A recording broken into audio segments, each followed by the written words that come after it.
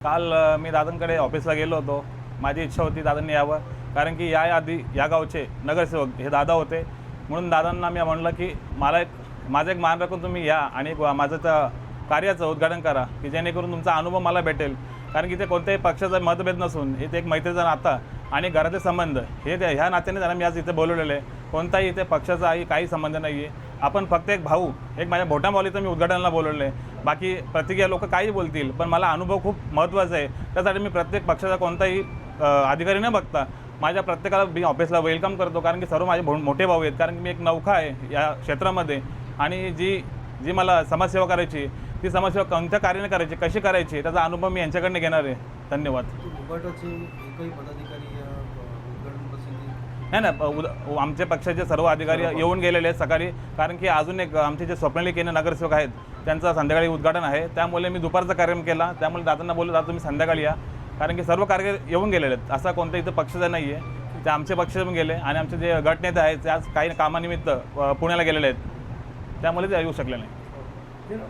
आज शिवसेना उद्धव बाळासाहेब ठाकरे पक्षाचे नगरसेवक निलेश भाऊ यांच्या कार्याचं उद्घाटन आज खरं तर माझे मित्र निलेश भाऊ खंबायत यांना मी शुभेच्छा देतो। आज त्यांच्या जनसंपर्क कार्यालयाचं उद्घाटन माझ्या हस्ते झालं असं मी जाहीरपणे अगोदर सांगतो। आणि खास करून आमचे नेते युवा खासदार डॉक्टर श्रीकांत शिंदेसाहेब आणि आदरणीय राज्याचे उपमुख्यमंत्री नामदार एकनाथजी शिंदेसाहेब यांच्या आशीर्वादाने आज मी जो काही कार्य करतो आहे त्या कार्याला बघून माझ्या हस्ते आज त्यांनी ओपनिंग केलेली आहे। मी त्यांना एवढंच सांगेन की जी काही तुम्हाला मदत लागेल, निधी असेल, शासन दरबारी काही काम असेल, तर त्या अनुषंगाने तुम्हाला 100% काम करण्याचं तुम्हाला या ठिकाणी मी प्रयत्न करत जाईन। आणि हा दौरली गाव असेल, भालगाव असेल, या परिसरामध्ये माझ्याकडे पहिला जबाबदारी होती, ती जबाबदारी आता त्यांच्याकडे आलेली आहे। त्या अनुषंगाने ही ओपनिंग आमच्या कार्यालयाची त्यांच्या झालेली आहे। एवढंच या प्रसंगी बोलल्याने त्यांना शुभेच्छा देईन।